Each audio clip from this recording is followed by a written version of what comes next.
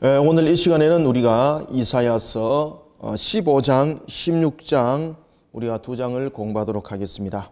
자, 우리가 이제 이사야 15장, 16장 계속해서 우리가 이사야 내용들이 20장 넘어서까지 이방인에 관한 그 징계 내용들을 계속해서 다루고 있는 것을 우리가 볼 수가 있습니다. 왜 하나님께서 여러분들 이 심판하시는 내용들을 이사야서는 많이 다루고 있을까라는 것을 우리는 깨달아야 됩니다. 그것은 뭔가 하면은 하나님께서 우리에게 심판을 말씀하시고자 하는 것은 심판이 하나님의 목적이 아니죠. 그러나 또한 하나님의 정의와 하나님의 공의 속에는 그 심판이라는 것은 필수적으로 있을 수밖에 없는 것은 법의 기준입니다. 따라서 우리는 이 심판을 통해서 항상 우리가 깨달아야 될 것은 하나님의 법의 기준에 나는 어떠한 모습으로 서 있는가? 왜 이방인들을 심판하시는가? 이방인이기 때문에 여러분 심판하십니까? 아니죠. 여러분들 하나님 편에서 보면은 모두가 이방인이고 하나님 편에서 보면은 모두가 다 하나님의 자녀입니다. 그죠? 하나님 형상이지 않습니까? 그런데 왜 하나님께서 그 심판을 말씀하시고자 하는가 하면은 에덴 동산에서 창세기 1장 27절도 2장 17절도 마찬가지입니다만은 에덴 동산에 선악을 알게 하는 실과를 하나님께서 왜 두셨다고 제가 여러분들에게 말씀드렸습니까?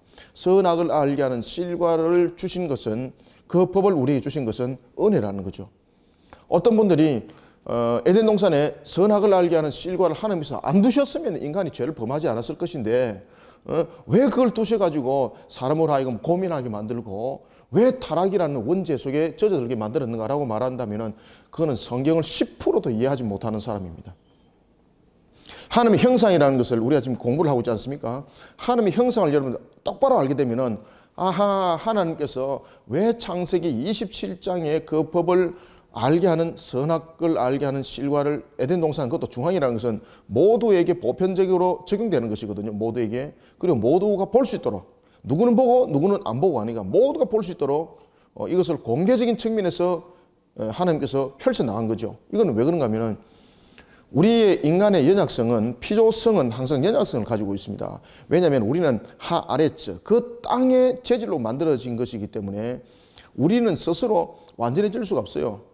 그리고 또 하나님께서는 피조물을 만드실 때 피조물을 만들었던 그 피조물의 조건들이 하나님을 의존하는 의존성을 가지는 것이 피조물의 모습입니다. 그래야만이 신과 피조물이 구별이 되는 거죠. 그런데 하나님께서는 이런 피조물의 인간의 연약성을 보다 더 완전하게 보존하기 위해서 하나님께서 한 수단을 주셨습니다. 그것이 여러분들 뭔가 하면요. 법입니다. 법. 하나님께서 우리에게 생육번성 충만함에 축복을 줬고 그 다음에 정복하여라 다스리라 라는 부분에 대해서 청지기의 역할과 왕권의 역할에 대해서 분명하게 하나님께서 그 모습들을 우리에게 말씀하셨습니다. 그러면 우리는 다스리는 자로서의 우리의 모습들이 세워지기 전에 먼저 우리는 청지기로서의 하나님의 법을 준행하는 속에서 우리는 완전함을 이루어가는 자들이 되어야 되는 것입니다. 우리는 퍼펙시즘, 완전주의, 완전 이것은 우리 속에 성립되지 않습니다. 여러분들. 그것은 주님이 이 땅에 오셔서 우리를 영화 가운데 우리를 완전히 하셨을 때에 그것은 완전이라는 것은 성립이 되는 겁니다. 그래서 우리가 그 과정을 우리가 성화라고 말을 하지 않습니까? 이와 같이 하나님께서 법을 주신 이유는 우리 인간으로 하여금 인간의 연약성으로 인하여서 넘어지는 자가 되지 않도록 하나님께서 우리에게 주신 그 축복을 마음껏 누릴 수 있는 그 조건이 바로 뭔가 하면 하나님의 법을 지키는 겁니다. 그러니 선악을 알게 하는 실과를 에덴 동산 중앙에 둔 것 자체가 하나님의 은혜인 거예요, 여러분들. 만약에 그것을 우리에게 주질 않았다면 우리는 죄가 죄인 줄도 모르고 죄를 짓고 죄를 범하고 결국은 하나님은 여러분들 어떤 관계 속에서도 하나님은 공의 속에 그 속성이 공의 속에 그 모든 것들을 작동할 수밖에 없는 것이거든요. 그러면 인간은 죄가 죄인 줄도 모르고 그냥 그 죄로 인하여서 심판을 당할 수밖에 없는 모습이 되는 겁니다.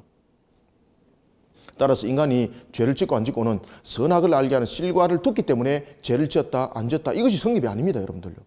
인간은 피조는 원래 영역성을 가지고 있기 때문에 넘어질 수 있는 존재라는 거죠. 그럴 때 인간은 항상 하나님의 법을 지키면서 하나님께 의존을 했을 때에 우리의 부족한 부분들 그 다음에 우리의 연약한 부분들 이런 부분들이 지켜지고 그 다음에 보호함을 받게 되고 넘어지지 아니하는 견관성이 된다는 것입니다. 그러니까 그 선악을 알게 하는 실과를 둔 것이 바로 하나님께서 우리에게 은혜를 어떻게 베푸시는지를 우리가 깨달아 알게 하는 그 방법이었습니다. 여러분들. 자, 이런 속에 하나님께서 이스라엘을 이제 징계를 합니다. 그런데 이스라엘 징계를 할 때 하나님께서는 무엇을 사용합니까? 이방인이라는 도구를 사용합니다. 왜 그렇습니까? 더욱더 아픔이죠. 왜 더욱더 아픔을 주죠? 깊이 깨달으라고, 속히 돌아오도록 하기 위해서. 그런데 문제는 이와 같이 이방인을 사용했는데 이들이 하나님께서 명한 바를 지키지 않는 겁니다. 여러분들, 하나님께서 명한 바를 지키는 것은 유대인들만 지킵니까? 이스라엘 백성들만 지킵니까? 모든 이 땅 위에 피조는 하나님께서 피조한 것입니다. 그 모든 것은 하나님의 명예, 하나님의 법에 순종해야 되고 따라야 되는 것은 모든 세계 속에 다 포함이 되어 있는 겁니다. 그래서 여러분들 우주의 삼남 만상들 전부 다 하나님의 명령의 법에 의해서 운행이 되지 않습니까? 자연적인 어떤 질서 속에서 여러분들 자연이라는 질서는 어떤 스스로의 어떤 움직임 속에서 만들어난 동화작용이 아닙니다. 자연 질서라는 것은 하나님께서 명한 바가 순리대로 움직이는 것, 이것을 우리는 자연현상이라고 말하는 겁니다. 이 자연현상의 단어부터 이름 바꿔야 됩니다, 여러분들요. 우리는 마치 자연현상을 우리는 마치 진화적인 측면에서, 진화론적인 측면에서 어떤 한 현상을 통해서 움직이는, 작동되어지는 마치 자동적으로 흘러가는 프로그램처럼 여러분 생각하고 있는데 착각하지 마십시오. 자연적 순리라는 것은 하나님께서 명하신 바에 의해서 그것이 틀림없이 작동되어지는 것, 그것이 여러분들 자연적인 순리입니다. 이런 속에 온 우주가 여러분들 아시는 것처럼 자전과 공전 속에서 또는 자신들의 그런 은하계를 형성하면서 우주의 공간들을 형성해 나오고 있습니다. 만약에 여러분들 그렇지 않다면은 이 우주는 여러분들 보시면은요, 충돌과 충돌의 연속이 되어서 우리의 존재 자체가 여러분 존재할 수가 없는 거죠. 그죠? 그러니까 하나님께서 이 모든 것들에 대한 법칙이 있어요, 여러분들요. 법이라는 것은 하나님께서 우리에게 법을 세운 것은 기준이라는 거죠. 그래서 이와 같이 하이라는 것은 법의 기준이 만약에 없다면은 우리에게는 아무 개념이 없어요, 여러분들. 따라서 하나님께서 우리에게 법을 준 것은 얼마나 감사한지 모릅니다. 이 이방인들 향해서 모습도 마찬가지였습니다. 이스라엘 징계할 때에 이 이방인들이 이스라엘을 압제를 하는데 하나님께서 징계의 도구로 회초리를 들고 하나를 쳐라 그랬는데 이들이 몽둥이를 들고 칩니다. 회초리를 들고 하나를 치라 그랬는데 이들이 몽둥이를 들고 그냥 자신들이 원하는 바대로 그냥 후리쳐서 그들을 무너뜨려 버립니다. 그 대표적인 이방인 바로 아수르와 그리고 바빌론이었습니다. 뿐만 아니라 이제 하나님께서 오늘 우리가 15장과 16장에 다루는 모압이라는 족속이 있는데 이 모압이라는 족속이 여러분들 어떻게 태생되었습니까? 모압과 암몬이. 모압과 암몬이 말 그대로 여러분들 잘 아시는 것처럼 소돔과 고모라 성의 그 저주의 심판 가운데에 탄생한 정말로 저주의 족속들이죠. 그럼에도 불구하고 하나님께서 그들을 반드시 멸할 것이라고 말함에도 불구하고 그들 속에도 여러분들 보시면은요, 하나님께서 걸러내시고 또한 빼내시는 하나님의 택한 백성들이 있더라는 것입니다. 특히 이제 모압 족속, 암몬 족속은 우리가 소돔과 고모라 성 속에서 있던 롯의 그 두 딸로 통해서 모압과 암몬 족속이 생겨지게 됩니다.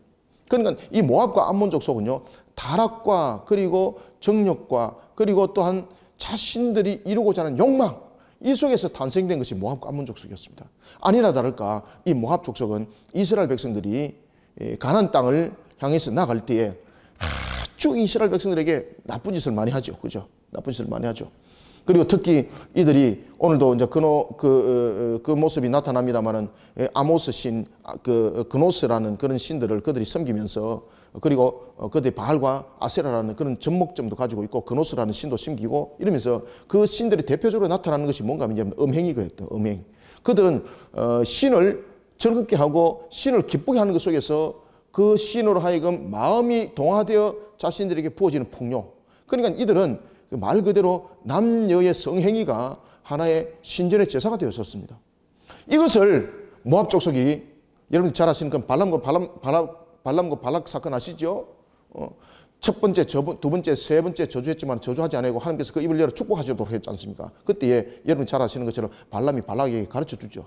이들을 무너뜨릴 수 있는 방법들은 딱 하나가 있다. 뭔가 하면 그들의 신을 떠나도록 만들면 된다. 그래서 그 신으로 하여금 저주 맞도록 만들면 된다. 그러면서 그 후미에 있는 그 이스라엘 12지파의 후미에 있는 그 후미를 갖다가 유혹을 하는 거죠.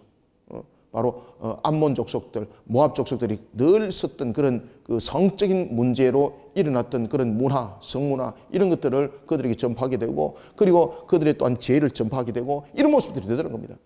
그래서 여호수아가 여러분들 잘 아시는 것처럼 여호수아가 가나안 땅을 점령할 때도 여러분들이 잘 아시고 또한 모세가 그들에게 또한 모습 속에서도 나타났던 것처럼 이 모압 족속들을 나중에 그 전멸을 하게 되는 거죠. 그죠? 여호와 이름으로 심판을 단행하게 되는 겁니다. 오늘 본문의 모습도 내나 그러한 맥락 속에 여러분들 보시면 되겠습니다. 이 모압이 가지고 있는 하나의 형틀이라는 것은 오늘 본문 속에서 야 이들이 이방인이기 때문에 하나님께서 멸한다가 아니라 이들의 모습 속에서 담겨져 있는 것은 바로 요한계시록에 나타나고 있는 사탄의 초종 세력들을 여러분 보시면 되겠습니다. 그래서 하나님께서 정의를 하시는 거예요. 이것은 마치 우리가 요한계시록을 우리가 다시 한번 더 돌이켜보게 되면 마지막으로 하나님께서 우리에게 정리를 던져줄 때에 곡과 마오구의 전투와 그리고 아마겟돈 전투 속에서 나타난 그 상황들을 우리가 역사 속에서 펼쳐주고 보여주고 있다 보시면 되겠습니다. 따라서 우리가 오늘 이와 같이 모압에 관한 경고, 다시 말하면 제15장은 모압에 대한 심판에 대한 예언입니다. 15장은 모압에 대한 심판의 예언이고 16장은 선언입니다. 선언은 실행되는 거죠. 예언이라는 것은 그렇게 되리라는 것에 관한 것이었고 그 다음에 선언이라는 것은 실행입니다. 여러분들. 그래서 오늘은 15장과 16장을 동시에 우리가 다루도록 하겠습니다. 그래서 우리가 먼저 제15장을 통해서는 우리가 무엇을 보는가 하면 모압에 대한 심판의 예언을 보겠습니다. 모압에 대한 심판의 예언을 우리 속에 말하고 있다면 제16장은 무엇을 다룬다고 그랬습니까? 심판의 선언입니다. 모압을 한 심판의 선언이라는 것은 이제 그것이 집행되는 거죠. 모압에 대한 심판의 선언입니다.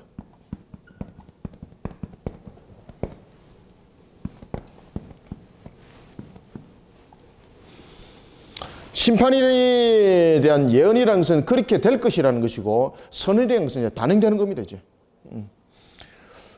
자, 우리가 이제 15장을 우리가 이제 보면서 내용들을 간추려 나가겠습니다. 그래서 여러분들 모압이 왜 하나님으로부터 심판을 받을 수밖에 없는가라는 것은 모압이라는 이 족속들이 생겨난 자체가 바로 악의 테두리 속에서 태생되던 족속들이었고 그리고 이들이 이스라엘 백성들이 다시 말하면 새하늘과 새 땅을 향해서 우리로 말하면은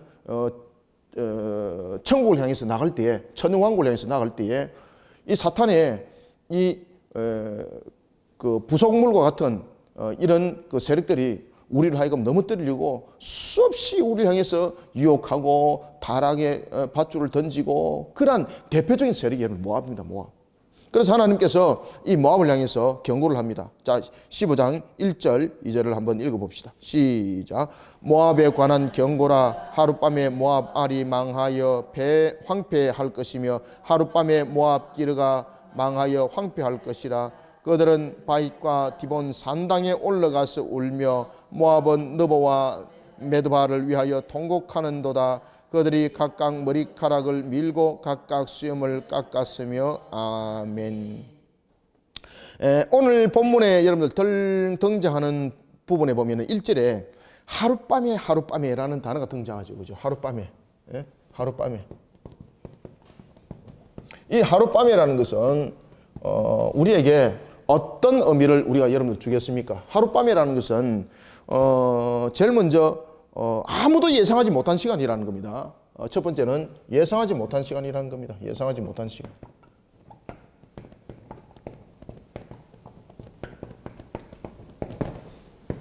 그 다음에 또한 예상하지 못했을 뿐만 아니라 이것이 아주 신속하게 하룻밤에라는 것은 신속하고 아주 강력하게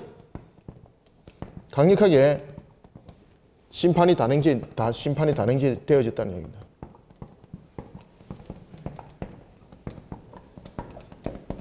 그래서 이 하룻밤이라는 것은 지금 하룻밤에라는 것을 두 번 여러분들 강조하지 않습니까? 두 번 강조하면서 이 하룻밤에를 두 번 강조하면서 이 하룻밤에 여러분 어떤 일들이 일어나는가 하면은 모압에 대한 경고라고 말하면서 모압의 두 장소를 설명합니다. 첫 번째는 알이고 두 번째는 기르입니다. 첫 번째는 어디입니까? 알이죠, 알. 알이고 두 번째는 기르입니다. 알과 기르는 여러분들요, 공통적인 것은 이 두 성읍이 아주 핵심적인 성읍입니다. 핵심적인 성읍. 이게 모압의 아주 여러분 핵심적인 성읍입니다. 만약에 알이 무너지고 기르가 무너진다면은 모압은 맥을 출 수가 없는 거죠. 왜냐면은 이 알이라는 것은 바로 모압의 그 수도 역할을 하고 있는 성읍이었습니다. 이게 모압의 수도입니다. 모압의 수도. 그런데 여러분 주목을 하셔야 됩니다. 그 다음에 두 번째는 기르는 어떤 곳인가 하면은 지금으로 보면 여러분 사해 지방, 그러니까 사해 동남쪽에 위치한 그런 곳인데, 이것은 알이 모압의 수도였다면 이거는 기르는 요새입니다. 요새. 요새인데 아주 중요한 요새입니다. 중요한 요새. 그런데 하룻밤에 이 알과 기르를 하나님께서 심판을 단행해서 망하게 하는데, 어떻게 망하게 합니까? 그렇죠. 황폐하게. 황폐하게 합니다. 자, 황폐하게라는 것은 이 하룻밤이가 가지고 있는 성격을 설명하고 있는 거죠. 모압이라는 수도, 그리고 이 기르라는 요새는 자신들이 모압이 볼 때는 누구도 우리를 이길 수 없을 것이야.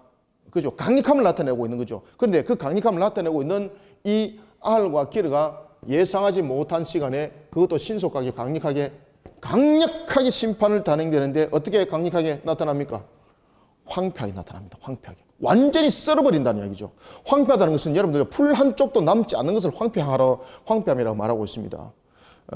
이 황폐하게 망하게 되었을 때에 그들은 여러분 어디로 갈까요? 여러분들요? 그들이 갈 곳이 없잖아요. 그래서 왜 여러분들 모압이 심판에 당할 수밖에 없는가를 2절이 증명해 주고 있는 거예요. 2절이.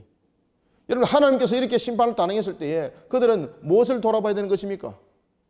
하나님을 돌아봐야 되는 것 아니겠습니까? 여러분들 하나님은요, 이스라엘에게만 하나님을 알만한 그 은혜를 줬고 다른 족속들에게는 하나님을 알만한 그런 은혜를 주질 않았다. 그런 헛된 소리 하면 큰일 납니다. 여러분들 잘 아시는 것처럼 하나님께서 출애굽을 시킬 때도 보십시오. 그냥 바로 출애굽을 시키질 않죠. 왜 그렇습니까? 출애굽을 시킬 때 하나님께서 그냥 출애굽을 시킬 수 있는 능력이 있습니까? 없습니까? 충분히 있습니다. 그럼에도 불구하고 천지 만물을 만드신 그분이 왜 10가지 재앙을 일으켰어요? 여러분들요. 하나님 스스로가 그 말씀하셨죠. 뭐라고 말씀하셨습니까? 이 재앙을 통해서 이방인들 하여금, 그리고 이스라엘 하여금, 유대인들 하여금 무엇을 알도록 한다? 내가 여호와 하나님이라는 것을 알도록 한다는 거죠. 내가 여호와 하나님이라는 것을 알도록 한다는 것은 신은 오직 하나님 한 분이라는 것이고 전능자시고 그리고 만군의 여호와라는 것을 모든 족속들에게 알리는 역할을 하고 있는 거예요. 여러분들요. 그러니까 하나님께서 그러한 은혜를 이스라엘만 베풀었다. 천만에 여러분들요. 그렇지 않아요. 여러분들요. 그리고 하나님께서는 우리로 하여금 하나님을 알만한 그러한 길들, 그 방법들을 일반적인 은총을 통해서도 하나님께서 자연을 통해서도 보게 하시고, 그리고 또한 우리의 또한 양심을 통해서도 또한 주를 보게 하시고, 다양한 방법 속에서 하나님께서는 우리로 하여금 알게 하는 은혜를 베푸셨어요. 여러분들. 우리가 전적 타락임에도 불구하고. 그런데 이 모압이 여러분 어디로 갑니까? 그렇죠. 이게 그들이 소속이 어디라는 이야기입니까? 여러분들요, 우리가 보면은 자신이 본향으로 가는 것이 있습니다. 그죠? 자신의 본향. 우리는 우리의 본향이 어디입니까? 우리의 영육이 주님께서 다시 이 땅에 오시기 전까지 우리의 영육이 갈라질 때에 육은 수면에 들어가고 휴식에 들어가고 영은 분리되어서 어디로 갑니까? 우리의 영은 낙원 가잖아요. 낙원 거죠. 그런데 다시 말하면은 심판의 대상들은 이 영이 어디로 갑니까? 음보로 가지 않습니까? 본향으로 가는 것 아닙니까? 본향으로. 그죠? 영원히 자신이 거할 곳. 그런데 오늘 보면 여러분들이 모압들이 사건이 빵 터집니다. 그들이 어디로 간다는 이야기입니까? 하나님께 안 가죠? 그래서 왜 하나님께서 그들을 심판하는가 여러분 아시겠죠? 그들이 마귀에 속한 자들이기 때문에 심판하는 겁니다. 지금. 그래서 이 가운데도 보면은 이 마귀에 속하지 않은 자들도 나중에 있다라고 이사야서가 그 이야기를 하고 있습니다, 여러분들요. 그래 이들이 어디로 가는가? 여러분 그림을 보십시오. 2절에 보면은 그들의 민족 신이었던 그모스를 찾아가죠. 여기서 여러분 민족 신이었던 그모스를 찾아간다는 것은 여기서 황폐함들이 일어났습니다. 그때에 그들이 분명히 여호와 하나님이 그들을 심판한다는 것을 하나님께서 깨달아 알게 하세요.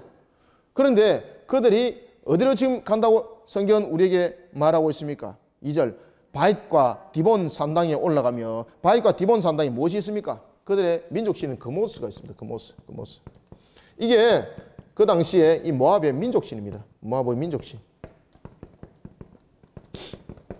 그러니까 이 자기 본향으로 가는 거예요. 마귀가 자기 본향으로 음부로 가는 것처럼 그렇게 간다는 이야기입니다. 그러니 여러분들도 그들이 심판의 대상이라는 것을 확인하게 좀 구별해서 이야기를 해주는 겁니다. 그들이 다윗과 디본 산당에 올라가서 울며, 여기서 운다는 것은 뭡니까? 자신의 민족신에게 가서 어떤 이유로든 간에 자신의 민족신을 향해서 통곡하면서 왜 우리를 못 지켜줍니까? 지금 이야기입니다. 다른 신에 의해서 지금 공격을 우리가 받았습니다. 이 뜻이거든요. 그럼 누구를 향해서 지금 공격을 받는다는 이야기입니까? 여호와 하나님. 그러니까 자신들의 모습 속에서 비춰봐야 되는 거예요, 여러분들요. 그래서 자신들의 그모스 신에 가서 항변을 하기를 왜 여호와라는 신이 우리를 치는데 당신은 왜 못 막아줍니까? 당신은 이 신을 이길 수 있지 않습니까? 지금 그렇게 한다는 이야기입니다. 끝까지 회개하지 않죠.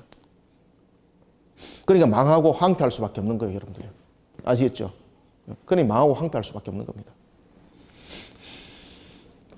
자신들의 민족의 신들이 지켜주지 아니한다는 그 이유로 그 자신의 시인을 향해서 항의성의 통곡을 하는 것이 바로 2절입니다. 그 산당에 올라가서 울며 모압은 느보와 메드바를 위하여 통곡하는도다. 그리고 이제 그들이 보십시오. 그들이 각각 머리카락을 밀고 각각 수염을 깎으며, 이런 수치스러운 모습으로 스스로 자행하는 것은 슬픔과 애곡이 극치에 지금 치달았다는 거죠.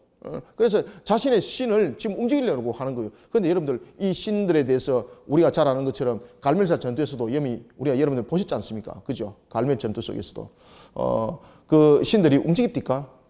움직일 수 없는 거죠. 그러니까 우리가 이제 이런 모습 속에서 우리가 악의 세력이라는 것은 정말로 허구를 향해서 우리가 세워진 세력이라 이렇게 보시면 되겠습니다. 그런데 이 허구를 향해서 세워진 세력도 이 마귀라는 이 세력이 가지고 있는 규합에 대한 힘들은 무시할 수 없는 거예요, 여러분들요. 따라서 우리가 이런 대적들의 세력들을 이기기 위해서 또한 우리 또한 여러분 교만해지면 안 됩니다. 항상 하나님 앞에 겸손하면서 우리가 하나님의 전신갑주를 입지 않고는 이 악한 세력들을 여러분 이겨낼 수 있는 능력 우리 속에 없습니다. 그러면서 그들의 슬픔이 직접적으로 어디까지 끌고 갑니까? 지금 보면은 민족의 신을 향해서 그들이 산당에 모였습니다. 그 다음에 그 슬픔이 어디로 내려갑니까? 처음에는 그들의 슬픔이 이 산당 부분에서 이 내용들이 전개되고, 그 다음에 두 번째는 각 가정으로 내려가는 겁니다. 각 가정. 각 가정에.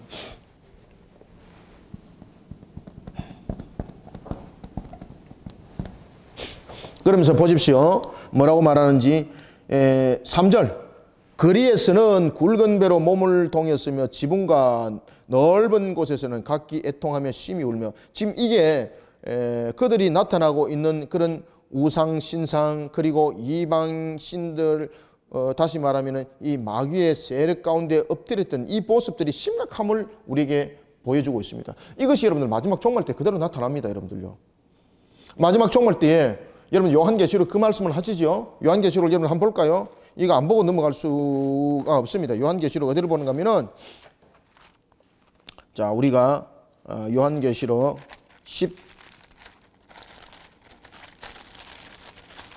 13장을 한번 봅시다. 13장 15절 여러분 한번 보십시오. 자, 13장 15절 우리가 한번 읽어봅니다. 시작. 그가 권세를 받아 그 짐승의 우상에게 생기를 주어 그 짐승의 우상으로 말하게 하고 또 짐승의 우상에게 경배하지 아니하는 자는 몇이든지 다 죽이게 하더라. 아멘. 이게 마귀의 권세들이 이렇게 득세를 하게 됐습니다. 그러다 보니까 어떤 일들이 터져버렸습니다. 그리고 바벨 사건도 마찬가지입니다. 요한계시록에도 보면 바벨론이 이 이후에 이제 바벨론이 무너진 사건이 일어나거든요. 그때 그들이 산당에 모입니다. 그러면서 바벨론이 무너지는 것을 보면서 어찌하여 바벨론이 무너집니까? 무너지도다 바벨론이여. 이렇게 그들이 통곡을 하는 모습이 바로 지금 모압의 이 모습들입니다. 그러나 여러분들 그렇게 울부짖는다 그래서 그것이 회복이 됩니까? 회복이 안 된다는 이야기죠. 왜입니까? 흑을 향해서 그들이 서 있기 때문에. 마귀의 측면에 서 있는 것은 악은 하나님의 공의에서 오직 심판밖에 없습니다. 여러분들요. 그래서 이 모압에 대해서 하나님께서 단호한 심판을 말하고 있는 겁니다. 악의 세력들을 향한 심판이죠. 그래서 5절도 여러분 한번 보겠습니다. 4절도 여러분들 특히 보면은 이 모압이 얼마큼 그 당시에 강력했는가 하면은 그 당시에 아모리 왕 시온이 다스렸던 헤스본, 4절 보십시오. 헤스본을 그들이 빼앗았을 정도로 그들이 세력들이 만만치 않았습니다. 그렇기 때문에 이 알과 기르가 무너져 버렸다는 것은 그들의 입장에서는 상상할 수 없었다는 거죠. 그런데 그냥 하룻밤 사이에 그냥 끝나버렸습니다. 하룻밤 사이에 이제 끝난다는 거죠. 그것이 예언되시는 겁니다. 이 예언대로 그대로 성취됩니다. 그렇게 될 것이고, 또 5절에 보면은 4절도 이제 그 이야기를 하고 있고 5절부터 이제 9절에 보면은 이 모압의 피난민들이 이제 피난 도중 도피 중에서도 당하는 일들이 있습니다. 이들이 도피를 합니다. 그런데 도피에서도 그들이 살아날 길이 없다는 겁니다. 자, 5절 보십시오. 함께 읽습니다. 시작. 내 마음이 모압을 위하여 부르짖는도다. 내 피난민들은 수알과 에글랏 슬리시앗까지 이르고 울며 루잇 비탈길로 올라가며 호로나임 길에서 배망을 부르짖으니 아멘. 그럼 이들이 지금 피난길 속에서도 지금 부르짖고 울부짖고 그런 모습 속에 나타나는 것 가운데 대표적인 것은요, 피난하는 속에서도 그들에게 나타나는 것은 도피를 남쪽으로 지금 도피를 하고 있습니다. 그런 속에도 나타나는 것은 그들에게 피할 길이 없더라는 것입니다. 강력한 심판이죠. 그러면서 이게 이제 그들 속에 나타나는 말 그대로 삼중적인 고초가 함께 일어납니다. 6절 보십시오. 니무림 물이 마르고 그죠? 첫 번째 물이 마르고, 두 번째 풀이 마르고, 세 번째 뭡니까? 청정한 곳이 없어지고, 청정한 곳이 없고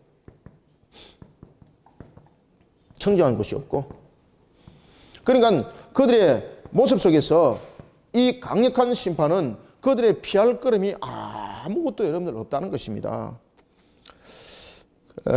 풀이 6절에 보면 풀이 마르고 풀이 시들고 연한 풀이 말라 청정한 것이 없습니다. 삼중적인 고통을 강조해요. 이 삼중적 강조죠. 이 삼중적 강조를 통해서 황폐함이, 강력함이 무엇을 말하는지 다시 한번 설명을 하고 있는 거죠. 대단한 거죠, 그죠? 이거 보입니까? 이게 물, 이거 화면에 3까지 보입니까? 3, 청정한 곳.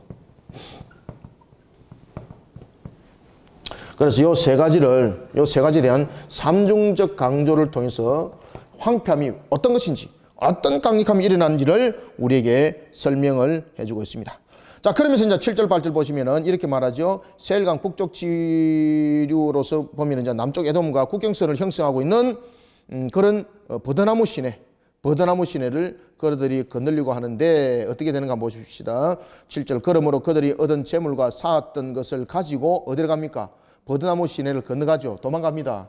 그때 8절 9절 읽습니다. 시작. 이는 곡성이 모압 사방에 둘렀고 슬피 부르짖음이 에그라임에 이르러 부르짖음이 브엘엘림에 미치며 디몬 물에는 피가 가득함이로다. 그럴지라도 내가 디몬의 재앙을 더 내리되 모압에 도피한 자와 그 땅에 남은 자에게 사자를 보내리라. 아멘. 전쟁으로 모압은 어떤 한 구석도 자신들이 지금 재물을 가지고 식량을 가지고 도피를 했습니다. 그런데 그곳까지도 안전함이 없더라는 이야기입니다. 그래서 황폐함이 얼마큼 강력하게 일어나는지를 우리에게 설명해 주고 있습니다. 그러면서 9절에 딱 보면은요, 모압에 도피한 자 그리고 그 땅에 남은 자에게 사자를 보내리라. 그죠? 남은 자들. 다시 말하면 패망의 와중 속에서도 생명을 건진 모압 사람들이 있다는 거죠. 그죠? 오늘도 우리가 마지막 때 보면은 하나님께서 요한계시록에 보면은 우리가 3대 7종 대장이 일어나죠. 3대 7종 대장이 뭡니까? 첫 번째 인해재앙, 두 번째 나팔재앙, 세 번째 대접재앙이죠. 이 모든 이 재앙들이 완전수를 형성해서 7단계로 형성되죠.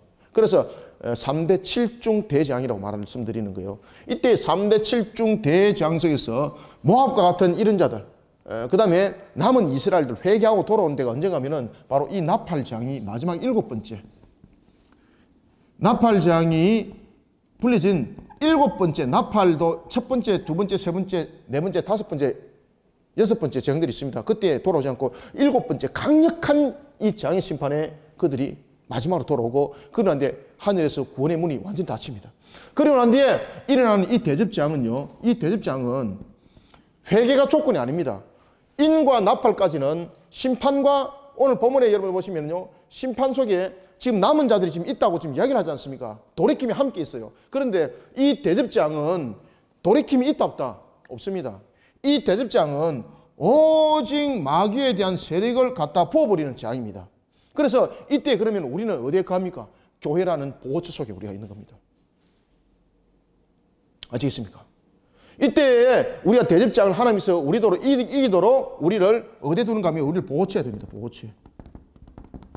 보호처에 둬서 이때를 면하도록 하십니다. 그래서 이 대접장은 부어짐이 강력함이 여러분들 일어나는데 이때 여러분들 바벨론이 경제적으로 무너질 뿐만 아니라 그들의 여러분들 보면요 온 몸에 독종이 일어나고 막 이런 속에 마치 애굽에 내렸던 열장과 같은 그런 장들이 이제 일어나기 시작합니다.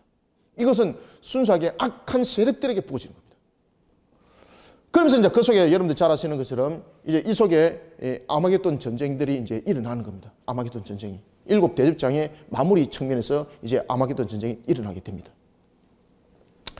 그럴지라도 7 나팔 재앙의 마지막까지 야 우리가 볼 때 저 속에 구원의 백성이 어디 있는가 말했을 때도 구원의 백성이 있더라 없더라? 그렇죠, 있더라.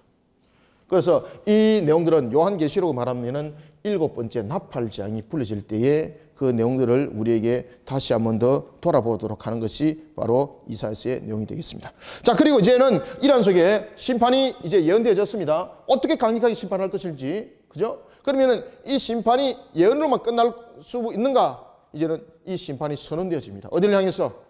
모압을 향해서 선언되어집니다. 이때 그들의 모습 속에서 나타나는 것은 말 그대로 시련이었던 겁니다. 자, 우리가 16장 1절 한번 보십시다. 시작. 너희는 이 땅 통치자에게 어린 양을 들이되 셀라에서부터 광야를 지나 딸 시온산으로 보낼지니라. 아멘. 진정으로 살 길은 어디로 가라는 이야기입니까? 시온으로 가야 산다는 거죠. 시온으로. 너희는 이 땅 통치자. 이 땅 통치자가 누굽니까? 이 땅 통치자가 그 모습입니까? 여호와입니까? 지금 물어보는 겁니다. 누굽니까? 그렇죠. 그래서 이 땅 통치자라는 것은 여호와라는 겁니다. 이 땅 통치자. 이 땅 통치자는 누구를 지칭한다고요? 그렇죠. 이 땅 통치자는 여호와를 지금 지칭하고 있는 겁니다. 1절이. 그 모습 아니라는 이야기예요. 왜 땅의 계짐을 들고 놉니까? 그 모습 신이 그 땅을 다스린다고 그들은 풍요의 모습 속에 바라봤고, 그 다음에 그들은 여러분들 잘 아시는 건 바알과 아세라 부분도 바로 하늘과 땅에 대한 다스림이지 않습니까? 그래서 이 땅의 진정한 통치자가 누군지를 깨달아라는 거죠.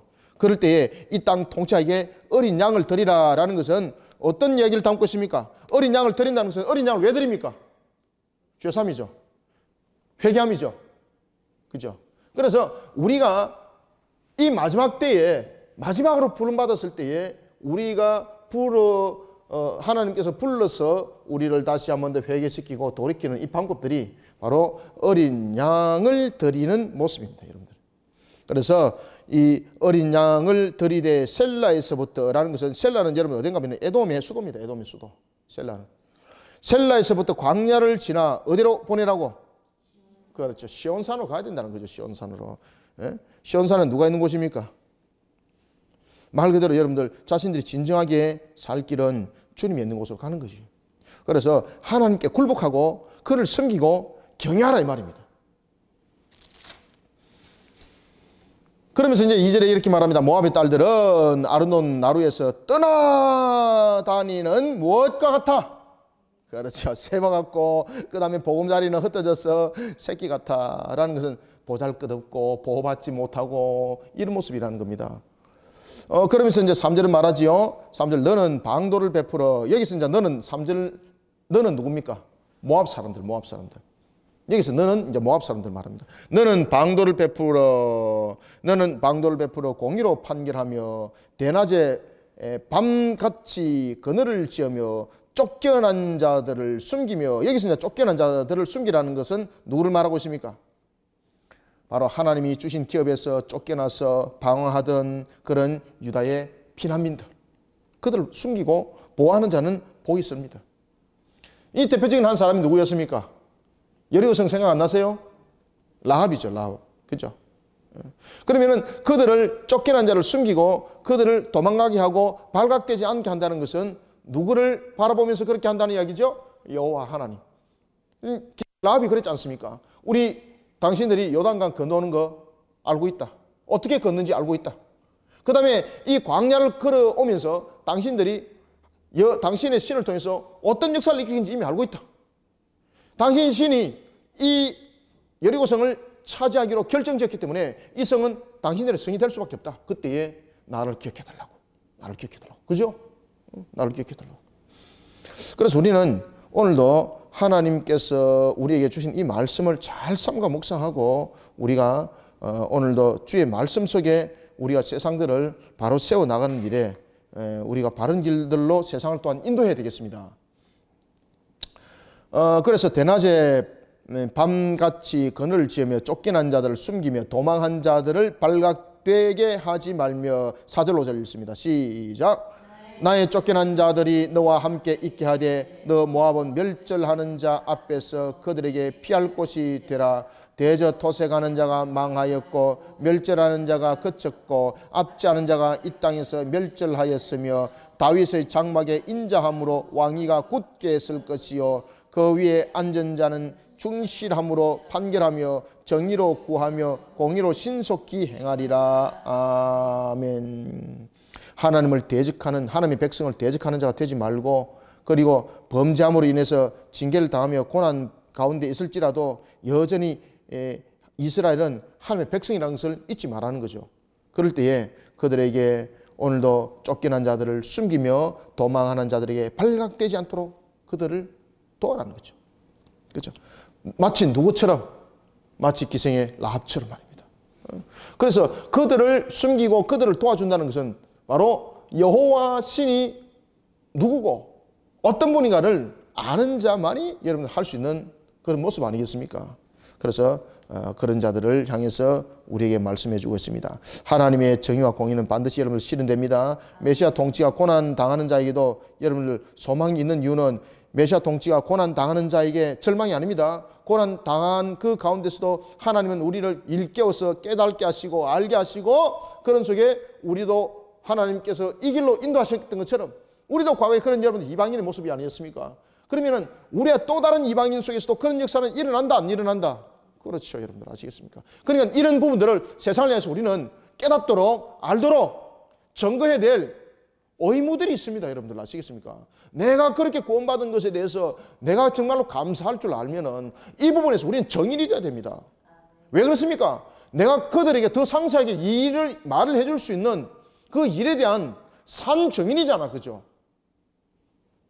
그런데 자신이 받은 은혜로서 그냥 꿀떡 마셔버리고 머물러 있습니다. 그래 되면요 자신이 나중에 영적으로 도태됩니다. 자신이 나중에 영적으로 무너지게 되어 있습니다. 그래서 오늘도 우리가 자신이 은혜 입은 자로서, 내가 이와 같이 이방인 된 자로서, 은혜 입은 자로서 나를 통해서 더욱더 산 증인의 모습, 사도 바울처럼 그런 산 증인의 모습, 하나님 나라를 위해서 쓰는, 그리고 또한 쓰임 받는 우리 모두가 되기를 소망합니다. 자, 이런 속에 이제 봅시다. 자, 6절 보면은 6절에 우리는 누굽니까? 6절에서 우리라는 것은 이사야를 비롯한 유다인들을 가르치고 있습니다. 우리가 모압의 교만을 들었나니 심히 교만하도다. 그러면 여기서 여러분 우리라는 것은 이사야를 비롯한 유다인들인데, 그러면은 여기서 모압의 교만을 들었다는 것은 모든 그런 혈통이 되는가? 아니라는 거죠. 누굽니까? 하나님 앞에 거룩된 모습으로 선 자들. 그러면 그들 스스로가 거룩된 모습이었습니까? 아니죠. 하나님께서 은혜를 베푸시고 우리가 죄 용서함을 받았기 때문에 우리가 거룩한 백성이 된 거죠. 그런 자들이 이제 볼 때에 모압의 교만을 들었다는 거죠. 모압이 왜 심판을 받습니까, 여러분들? 딱 그 얘기 이제 하죠. 모압에 대해서 무엇을 들었다는 얘기입니까? 교만. 누구에게? 하나님께 교만하다는 것을 들었다는 얘기죠. 그러면 들었다는 것은 뭡니까? 법정적인 측면에서 증거물이 되는 거죠. 그죠? 증거물이 되는 거죠. 그래서 들었다, 교만을 들었다, 교만하다, 교만하고 거만하고 분노함도 들었다. 와, 여러분 참 대단합니다. 여기서 보면은 교만도 들었고 그 다음에 무엇도 들었더라? 거만도 들었고 무엇도 또 들었더라? 세 번째 분노함. 그죠? 분노함. 여러분들 여기서 분노함이라는 것은 무엇을 말할까? 여러분들 분노함이라는 것은 여기서 이제 분노함이라는 것은 여러분들 잘 아시는 것처럼 이스라엘 향한 강력한 자신의 신의 이름으로 집행하는 거죠. 잔인하게 집행하는 것들. 이런 일들이 일어났다는 거예요, 여러분들. 그런 분노함을 다 들었다는 얘기입니다. 그래서 심판이 단행되어진다는 얘기입니다. 선언, 이제 심판 선언을 우리가 하는 것을 볼 수가 있겠습니다.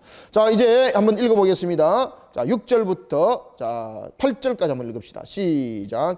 우리가 모압의 교만을 들었나니 심히 교만하도다. 그가 거만하며 교만하며 분노함도 들었거니와 그의 자랑이 헛되도다. 수도하고 7절 8절 읽겠습니다. 이제 여러분 이유를 아시겠죠?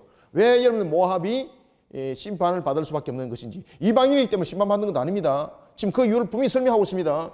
그리고 그들이 혈통적으로 그들이 루스의 그런 혈통 롯이죠. 롯의 그 혈통에 의해서 이렇게 그 열매 맺었던 그 후손들이기 때문이라는 것이 아니라 오늘 본문 속에서 정확하게 지금 이야기를 하고 있는 것은 무슨 이야기를 담고 있습니까? 그들의 교만, 그리고 그들의 거만, 그들의 또 분냄을 들었다는 것은 이 교만과 그리고 거만과 그리고 이 분노함이라는 것은 지금 그들이 하나님 앞에 범하는 죄죠.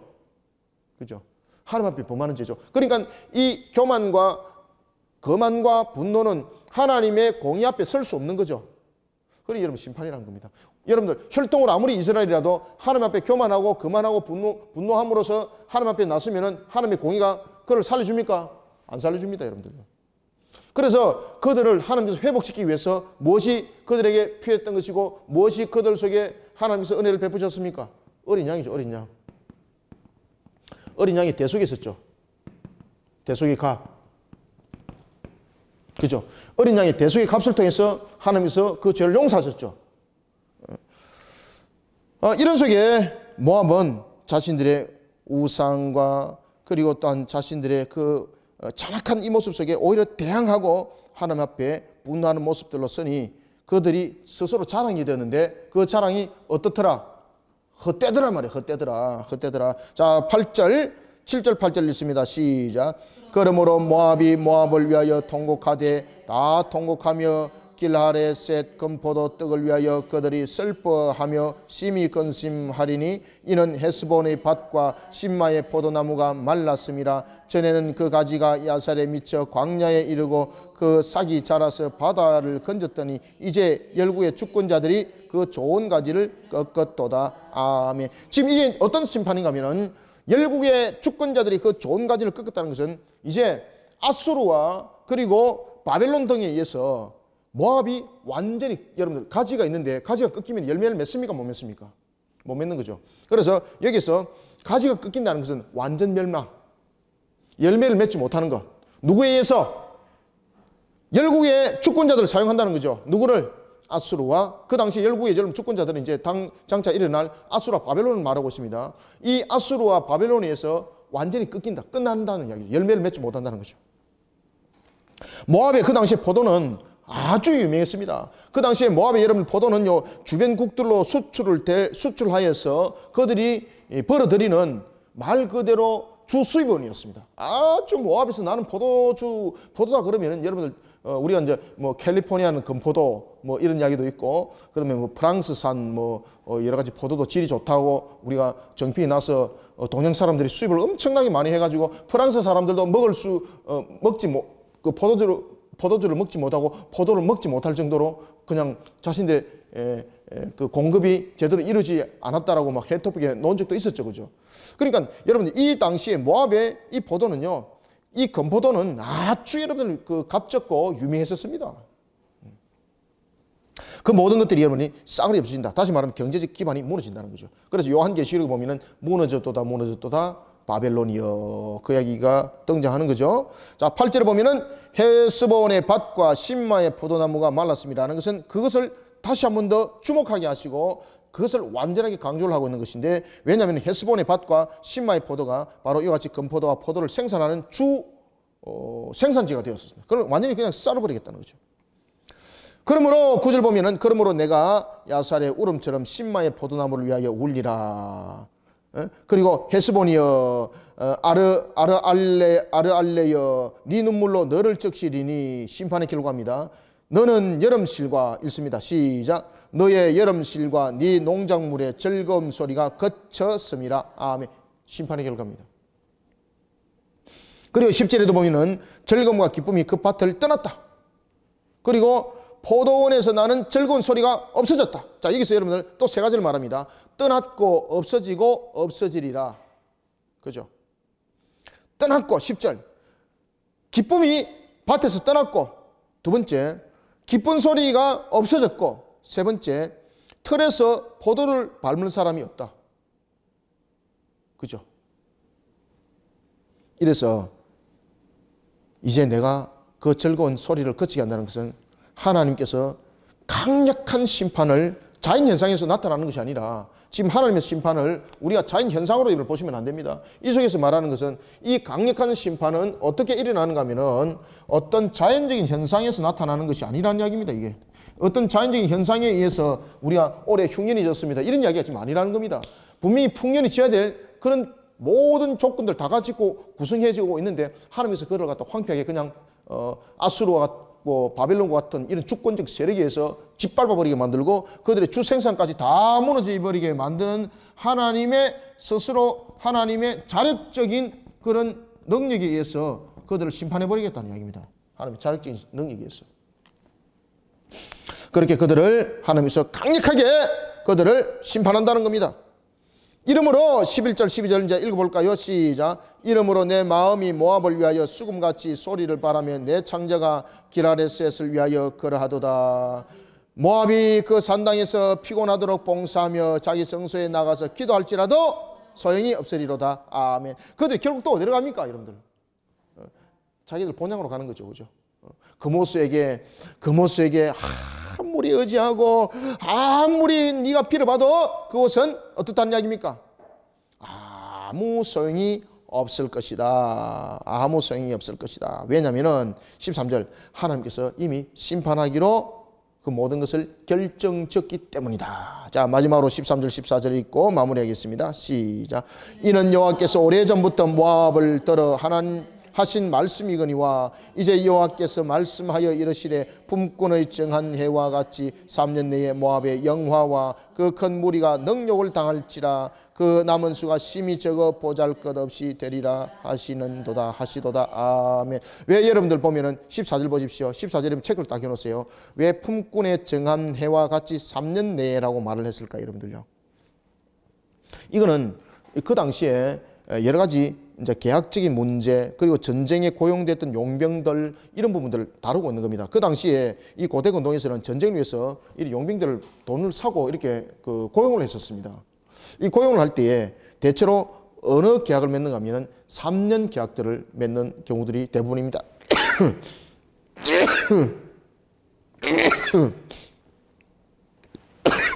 이때에 이 고용된 이 용병들은 3년 내는 갈 수 없는 거죠. 왜냐하면 대부분 다 선보를 받고, 그 다음에 그들이 선보를 받을 뿐만 아니라 마지막으로 전쟁을 치르고 난 뒤에 남은 자들은, 성리로서 남은 자들은 무엇을 가지고 가게 되어 있습니까? 고향으로 전리품을 가지고 되어 있죠, 그죠? 그러니까 여러분들 용병들에게 관한 그 내용들을 말하면서 뭐라고 말하는가 하면은, 이제 여호와께서 말씀하여 이르시되 품꾼의 정한 해와 같이 3년 내에 모압의 영화와 그 큰 무리가 능욕을 당할지라. 살아남지 못하는 거죠. 그리고 그 남은 수가 어떻다? 심히 적어서 보잘것없게 되리라 하시도다. 아멘. 왜 하나님 남겨뒀을까요, 여러분들요? 심심해서 남겨뒀을까요, 여러분들요? 두 가지 경우가 있습니다. 그들이 아주 무력하게 될 것을 말하고 있고, 두 번째는 그런 가운데서 하나님의 남은 백성들이 회개하고 돌아오게 됨을 이 속에 두 가지를 함께 설명하고 있습니다. 자, 우리는 오늘 이와 같이 이사야서 15장과 16장을 통해서 모압이 왜 심판을 받을 수밖에 없는가라는 것을 하나님께서 우리에게 말씀하실 때에 하나님 앞에 그들은 교만하였고 거만하였고 하나님을 향해서 오히려 분노함을 그들은 바라는 자들이 되었다. 우리가 이 땅의 세력들을 향해서 달려갈 때도 우리 스스로가 정인이 되어서 이러한 하나님 앞에 교만의 선자들, 거만하게 선자들, 하나님 앞에 분노함으로 선자들을 향해서 회개함을 선포하고 그들로 하여금 오늘도 복음을 전하는 그 모습 속에 우리가 세워져야 합니다. 왜냐하면 그 속에도 어떤 자들이 있기 때문에 남은 자들이 있기 때문입니다.